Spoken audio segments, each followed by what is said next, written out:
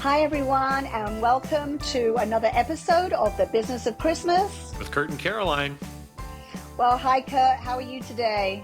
I'm doing well, Caroline. Just happy to see the season kind of come to a close here for 24. I don't know if it's actually come to a close. It's pretty close. I hope, but we thought we were going to start sending people home this week, and now it's like next Tuesday or Wednesday we have production too. So, which is fine. Right. We will. I think I've said previously we will keep taking orders as long as people Sure. want to purchase. But I was thinking the other day, and I know I've shared this with you off camera, is that we talked a lot about what my December looked like, but what does your December look like? Because I know, again, like talking to you most days, I know Right. what you're up to, but I think you've got some interesting things to talk about. So, what are you doing within your work role preparing for the upcoming markets? Sure. No, that's a great question. Thanks. I think that as I said, I feel like it's 24 buying season's coming to an end. We do have, right. I've got people that need things, or there may be something we need to reship, or someone needs extra to finish a job.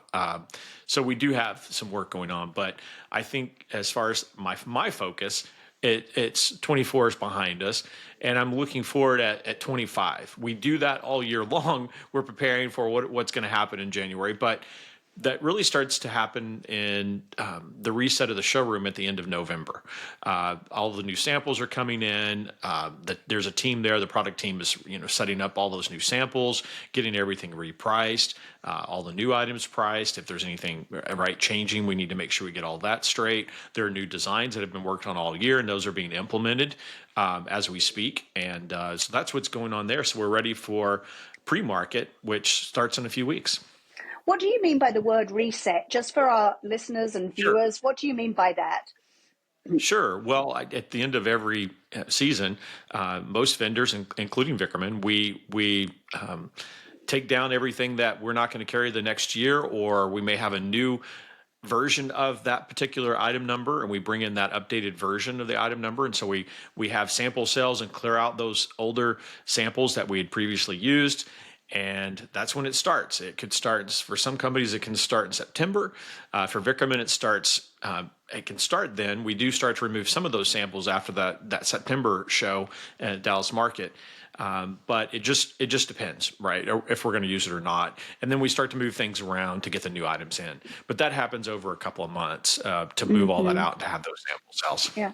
It's interesting you've mentioned the word sample sales, and for people that don't know, that maybe Mhm. live in Dallas or the Atlanta Right. area and are close by to market, there are so many vendors that put out what they're not going to be carrying again, and they literally put it out into the corridors in boxes with the sale signs. And I hate it when I go up to Dallas because I always fly, and I always see things like, oh man, if I had my car with me, I'd buy that and buy that. And I'm not just talking about Christmas stuff. I mean, it's Right. general home decor and lighting and all kinds of cool stuff. So just if you're pretty new to market and you live within those areas, just know sample sales come at least a couple of times a year, and there's some really good things to be had sometimes. So They do. I think it's a little different in Atlanta versus Dallas, but really, okay.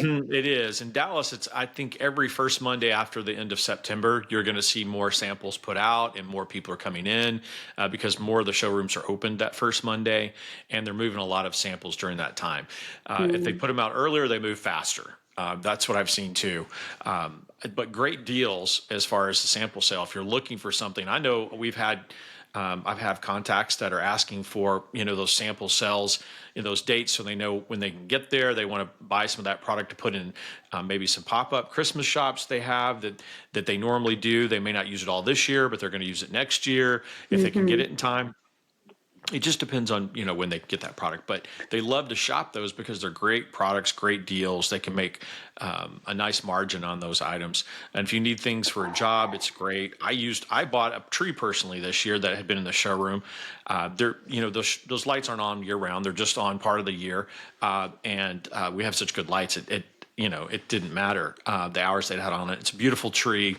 And I highly recommend anybody that needs a tree that's close to Dallas Market Center in the design business. If you need something last minute, you need to come up and check out those sample cells. So do you get rid of Very most of the items that you put out there? Do you get rid of most of it, or? We Yes. do. Okay. Okay. It's Showroom interesting. manager here in Dallas Yeah. works that very diligently. She does a lot of marketing herself to groups that are interested that have bought previously. So she'll contact them directly and say, "We've got samples," Okay. because Okay. there's consistent, those consistent buyers. I think every showroom has that as well. Mm-hmm. They'll bring a wagon and they're all around the market, right? There's those buyers that like to do that. So yes, in Atlanta, I believe it happens later in the season. Okay. In November, it's a bigger sample sale. They may start it the week before, but at some point in November, there's a bigger one. Well, it's a great way of the showrooms actually getting rid of items and not, not taking them back to maybe their warehouse and trying to sell them on a Right, website. I mean, it's a very cost effective way for you to do it because you're not shipping anything, right? People, right. it's It's like pick up it's only. cash and carry, cash and Cash carry. and Yeah, carry is what we call it. Yes, I'm yeah, calling it yeah. sample sale, but it's really cash and carry is the way the markets will promote that, and you'll see that on their website. They talk about that Hmm. date. Yeah, yeah. So your samples that are coming in, like maybe new ornament colors or, new types of greenery, is that coming directly from your factories in China, or how does that all work? Right. That all does come in from across really across the world. It depends on what kind of product it is and where it's coming Hmm. from. We do see a lot of products from the Asia, that area, but it's really all over. It's Hmm. wherever that's could be Africa. It could be China as well. And I've worked at other companies where it's coming from Greece. So it just depends on Yeah. the company and where that's coming from. Some of it's made in the U.S. probably for furniture companies, but for us, primarily Asia, and then there's some other countries that are dotted where it may be coming from. Yeah, yeah. So I know, a lot of my vendors in Dallas and Atlanta, a lot of them have what they call like a showroom manager that, is based out of that city and is responsible for sometimes opening several days a week or actually having appointments with clients that want to come in outside of market. But, you know, one of your showroom in both in Atlanta and it's always extremely busy. So how does that work for staffing? I mean, are you bringing in like seasonal help? Like I bring in seasonal help? How does that work? I've always wondered how showrooms are Sure, staffed up. sure. You mean for which market? Are we talking Well, about round for or? for the January, for the big markets, for Oh, the big, sure. yeah, January. yeah. We'll have some Hmm. of our staff from corporate office will attend those markets to make sure we have coverage. All of our Hmm. independent reps will be there as well. I'll be working the show. Everyone that's available, the CEO, the president, everyone will be working the show. We're all in sales when the markets happen. So it's kind of all hands on deck, is the best way to describe it. Yeah. And that and the salespeople will be there. They'll be there from beginning to the end. And I know from experience that they're super long days. You're opening up at like, you're all usually there for like a pre-huddle, 7:30 in the morning. Then the doors open, and you have to stay till the last customer leaves. And although I know with Dallas they close at 6, if you've got a client that's still buying, I've seen showrooms with people in there, like at 9 at night that are placing large orders. So, Right. and I'm sure you've seen the same thing. But I know one thing I would always recommend, and I'm sure you will, is that if you're going and not to pre-market, but if you're going to regular, you can actually call and make appointments, correct? Absolutely. So I highly recommend you make an appointment. I think we Mm-hmm. see fewer appointments. We see probably more appointments in a pre-market in December than we may see in January. It just depends on the Mm-hmm. type of buyer.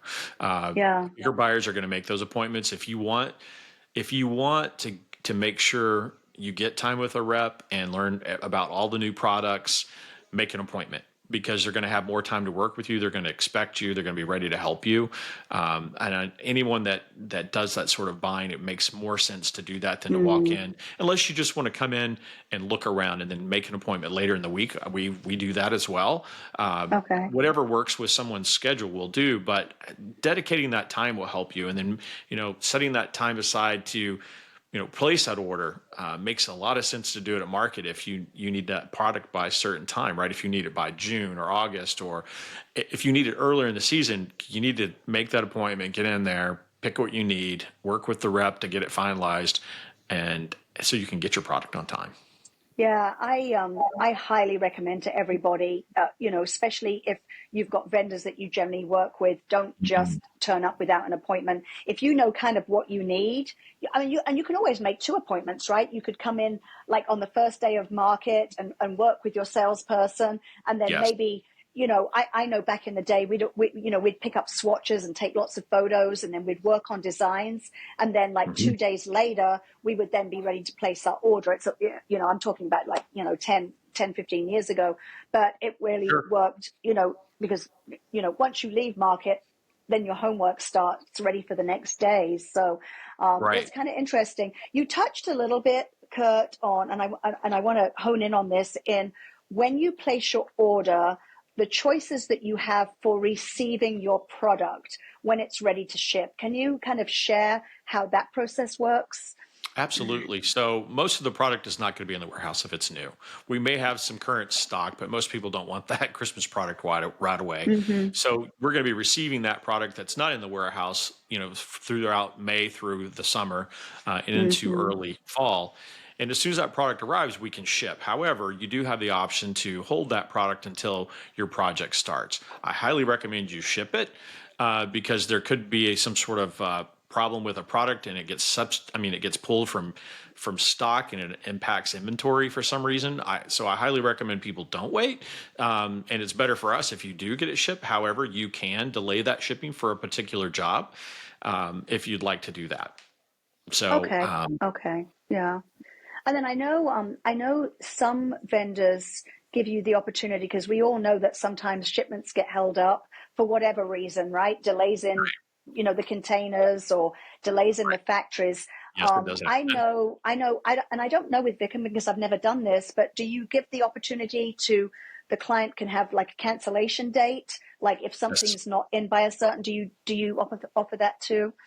Absolutely, we offer a cancel date, and I think that, and I'm not sure if you've even worked with us on that, Caroline. If you've had anything canceled when you're working with Vickerman, but we do put Mm-hmm. in a date, and a phone call will be made to you. Do you still want to keep this by the rep? That message is going to go out to your salesperson. Your salesperson is going to Mm-hmm. contact you and say, "Do you still want to keep this?" Mm-hmm. Because they'll want to remove it and open up that product to someone else that may want it when it does come in. Yeah. So we do want to clean those up as quickly as possible if you don't want something, or the job took place, or it could be product for a retail store and you need it by September 15th. Otherwise, you can't get it on the shelf and in front of your customers. So there's Mm-hmm. a number of reasons why you'd want to make sure you put that in there, that particular date, and let your sales rep know that when you're placing your order. I did this. I do this on every order.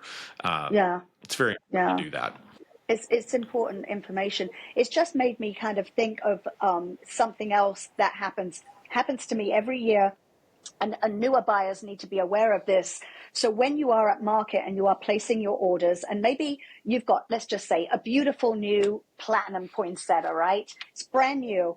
What will happen is, if not enough people place the order for that particular item, sometimes you will cancel that SKU number, right? Because you haven't had the orders that will, like, you know kind of meet the MLQ at the factory. So that's correct. So it's interesting you bring that up. So yes, I know that can happen. However, I haven't Hmm. seen it happen with Vickerman yet. Really? I've seen it in, Yeah. in, in previous roles with other companies, and I know it can happen. Something could Mm, happen with that particular product, and you have to cancel it. yeah. That wasn't an issue for us this season. I didn't have any issues. I know that if we don't have, I would assume this is true of any company, that if you're not moving that product, you're not going to keep it in your line the rest of the season. If there's no interest in something that you're trying to gauge interest, you have a sample that you put in front of your customers, those you will not bring in potentially, right? If you're not selling them, you're not going to keep it in Hmm. the line because you need to order and very quickly to get those Hmm. in for that season. So if there's not any interest, there may be something that falls out of the line that may have been in the line, but I think that's rare. That's rare to happen, Mm. or if there's some sort of problem with the manufacturing process. Yeah. But It's I, interesting. Yeah, it's interesting that you've said that, though, because I've never experienced it with Vickerman. However, I've experienced it with some other vendors that we buy a lot of product of, and they've come back, and they'll come back usually by the end of January. By the time the markets are closed and they're closing all their orders, getting ready to send them to the factories, they'll come back and maybe say, "Oh, item number." But this is what we recommend. And I hate when that happens because it's almost like you need to go back to the showroom and That's it. shop again. But Right. but you can't. But you can't, right? So often we'll go backwards and forwards with with photos and things like that. So the other thing that I've noticed can happen, and you can talk to this from the vendor side, is you get beautiful samples that come in from the factory, right? And they go on the walls or on the trees, and you'll pick it up. And I take pictures of everything I buy, right? I lay things on the floor. I snap a photo. I'll put a note by it so we know what's coming in. And then the item comes in 5 months, and it doesn't look like the sample. And I know it's not the vendor's fault. I understand that. It's Right. like, It's not. it, Yeah. it, it's, I, and then there's nothing we can do, right, at that point, because I know most of my vendors will let us return the product if we don't like it. But, maybe something is a couple of inches smaller than what the original sample was, or maybe the shade of color is slightly off. And, I don't know if you want to add to that, but it's just something that people need to be aware of. So, I think the reality is, I mean, this does happen in the industry, and it hmm happens to yeah. probably every manufacturer and vendor. There's some sort of, Oh, for there can be sure. something. Clothing, anything, right? Right. It So, can yeah. happen after, 6 years of the same product because it's a staple hmm for you and the Yeah. factory has to change and it's different, right? I think we've even seen that with you this season where you had something that were like, this is not what I was expecting. And it's something that is a staple item for me. hmm And frankly, we don't know that until a customer For reports sure. that it's going to be different. It can happen in that process, right? Even with Mm, QC, it still can happen. And it's just a reality. You have to be ready to pivot to something that does work. And I'm sure anyone that's buying the volume that say you are, Caroline, you're going to experience that because you're touching so many different vendors with different products. They're so different. The different picks hmm and things that you bring in.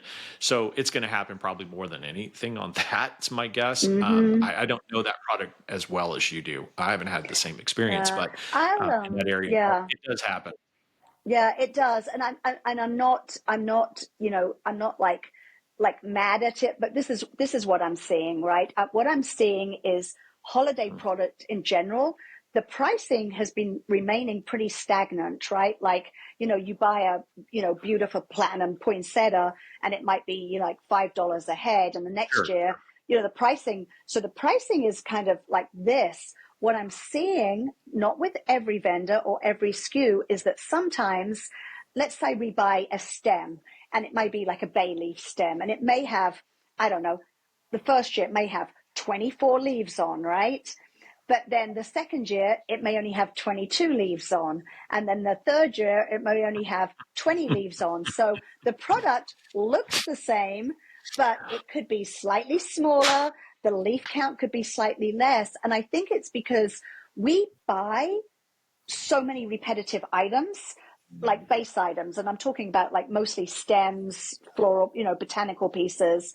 And I feel like when people are keeping their pricing stagnant, like something has to drop somewhere because the price of goods is going up, right? So I talk about that to all my vendors and they kind of roll their eyes. And then I actually have samples. When I come up in a couple of weeks, I'm going to have samples to show, you guys and another large vendor I go to and say, look at the difference between these two items in the last 2 years. And I think unless we show you guys, you often don't know, right? Because you're Right. not pulling out product Absolutely. out of packets at your warehouse. But I think also you guys need to be notified of that because the factories need to know. And what I say to my vendors, what I would say to you is, look, I don't mind paying another 20 cents for that poinsettia. I want the beautiful poinsettia that I originally took. I don't want, like, it's kind of like, Sure. oh, how do I explain it? Remember how Oreos, you used to get like the same amount of Oreos in a packet? The Oreos are like this big now, and they used to be this big. And by the way, I don't eat Oreos anymore. I try not to. But that's the reality. Things get smaller, the pricing remains pretty stagnant. I So, mean, it makes sense, right? Again, I don't have the experience you do in receiving that sort of product for that many years, but I can see how that uh-huh. could happen. I have Yeah. seen it in past roles at other companies where there's been questions about how the tree may have changed over time. I've not seen that at Yep. Vickerman, but I Yeah. think when you have a product for 15 years, there's some creep that can happen, right? I don't know what that's called, if it, what the technical term is for it, but I, Hmm. I think that it's very possible that it could happen. I just Yeah. you'd have to talk to our product It team does about it, happen. and you're It going to, does right? happen. Right. Yeah, No, I it does. mean, I know you do. Yeah. It does. I just haven't seen it myself to the degree Hmm. that you have, but it absolutely can Yeah. happen.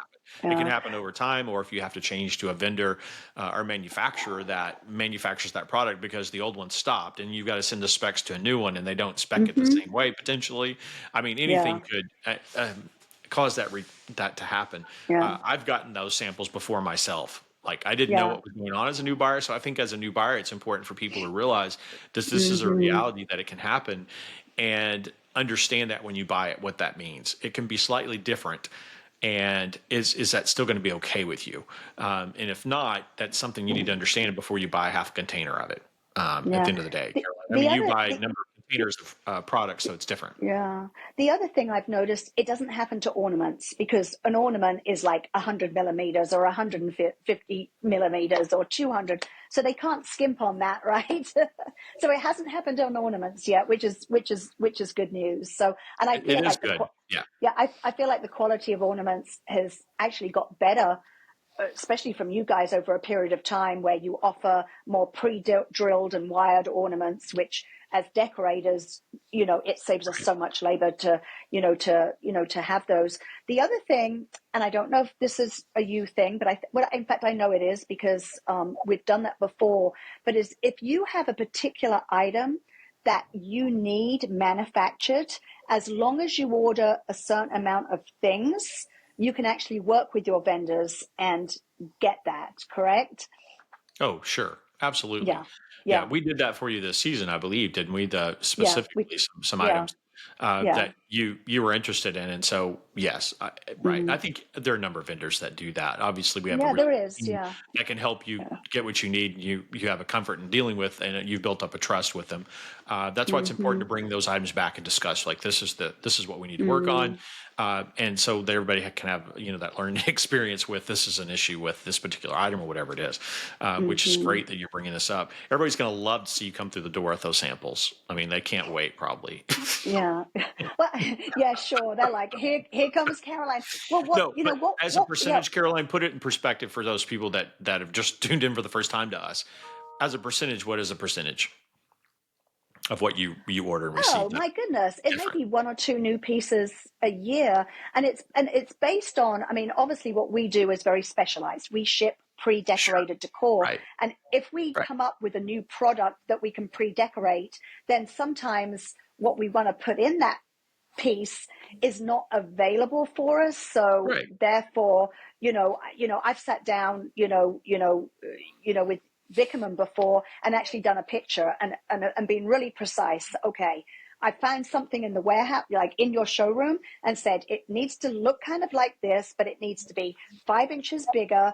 The spread needs to be another 5 inches. And oh, by the way, I need it dipped in, platinum or champagne. You're teasing me, Kurt, but seriously, it's important when you push It, out and it is important, but I guess my point is it's less than 1%. Is what I'm hearing. At yeah, least yeah, it's that in yeah, my data brain, that's what I'm hearing. Is it's a very small issue, yeah, but I think you're highlighting that if you're buying large quantities or if you're buying something that is a sample, it could be slightly different, and that could happen to a normal customer that bought one. yeah, It can. yeah, It could be a little different. However, I think you would be happy with it as far as color and style is close, yeah, unless you were matching a design like you are. You're very yeah, precise in your designs, with the exceptions of your substitutes, right? yeah, yeah, So it can make a difference if it's not as full for you because you want a full design. You've designed it that yeah, way to look a yeah, certain way. yeah.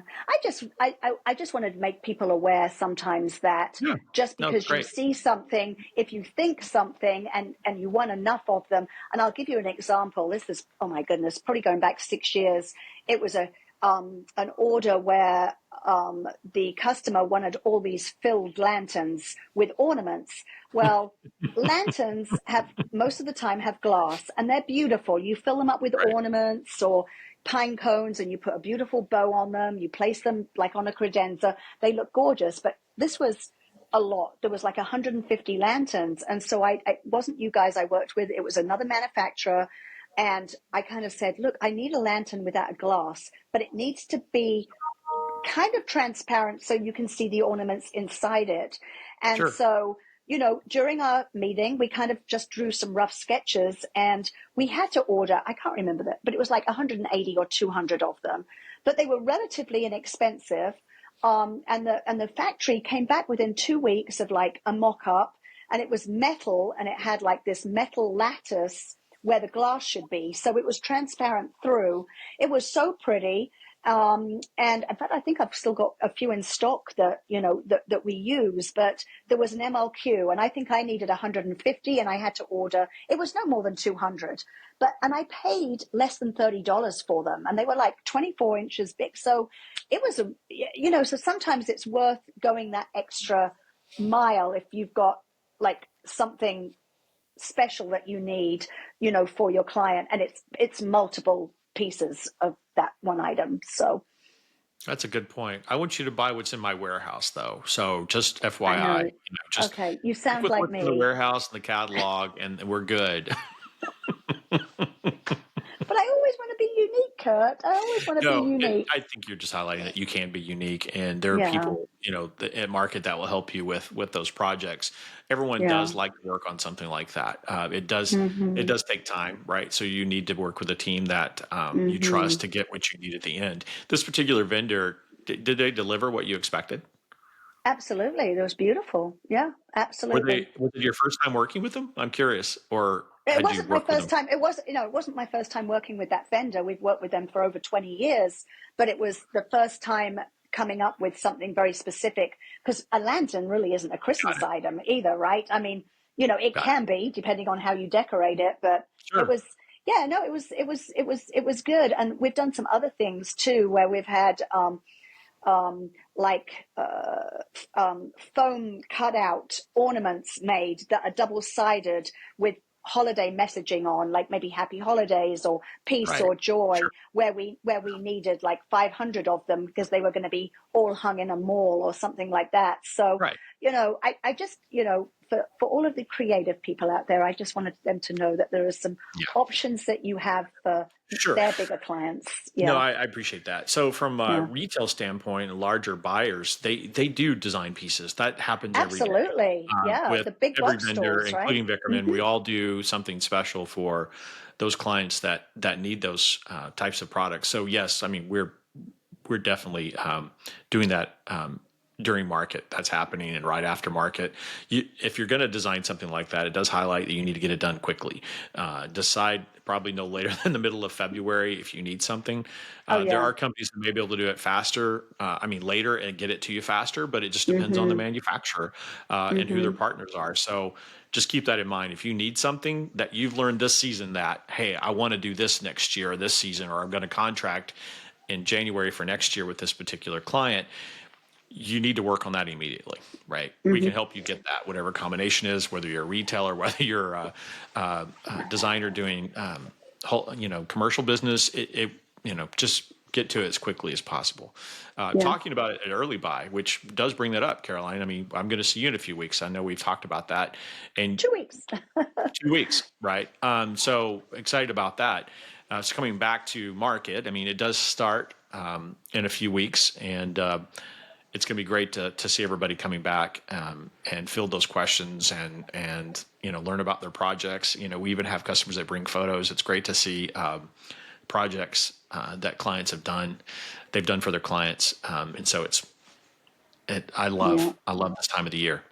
Yeah, I love that too. I mean, not only are I jump, it's hard, like because we're still so busy. But when I get home and after dinner, I'm relaxing. I get on Instagram. I just love looking at everybody's work right now, and like you liking or you're commenting on like really special, cool things. It amazes me how creative people are, whether it's on the commercial side or even the amazing residential designers that are out there. And I mean, it's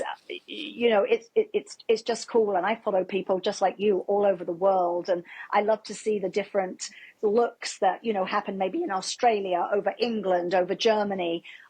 So I really encourage anybody that's on social media to, follow people, because you get ideas, and I think it just, for me, it kind of satisfies my soul to look at those Sure. photos. And then you always have your favorite people that you follow and that you like, or, you'll share and stuff like that. So it just creates more of that community, which is what we're trying to do here on this podcast, right? So, Yes, one comes to mind. So for those of you that haven't looked at his materials, just Jeff Latham. Have you followed Jeff Latham? oh yes, Jeff Yeah, Latham there's is, a number of people that follow him, right? But I love to see what he does in designs in the 5-star hotels, and so it's really mm-hmm, cool to see what he does with flowers and greenery during the holiday, and yeah, so he's a lot of fun for commercial. There are a lot of good mm-hmm. designers out there. They don't have to. They're There is. not just him, but We could actually have a podcast about who our favorites and who you need to follow. Because Jeff is English, but another English guy I love is David Lawson, and his absolutely. creations. Oh my God, he's been doing some amazing work this Mhm. year. I just love his look. Yeah, it's really edgy and all of that good stuff. And I'm always like sending messages like, oh my God, this is amazing. And there's a couple of companies out of Miami too that really are doing some like big, bold, like almost sculptural pieces. And then let's not forget our friend Lance out of Atlanta. I mean, what Lance and his team are doing is off the chain. Like, Yeah, it's Lance is doing just a fantastic job. And he does a lot of, I know he amazing. does commercial and residential, but I think he does some residential jobs you don't, they're over the top. They're really cool because they're big Yeah. properties, they're big, installations. And so he can have a lot of Mm-hmm. fun doing that. I've seen him do Mm-hmm. smaller ones as well, but I love seeing, Yeah. I think he did one recently. He did there were, I don't know how many balls there were in this design. Was it around the door and then inside when you came in, the amount Uh-huh. of ornaments they were stacked on the tree and the design around the door in a way I had not seen them done before. Uh-huh. And I Yeah. thought that was interesting because I'd not seen it done. And so he's doing Yeah. some very creative things.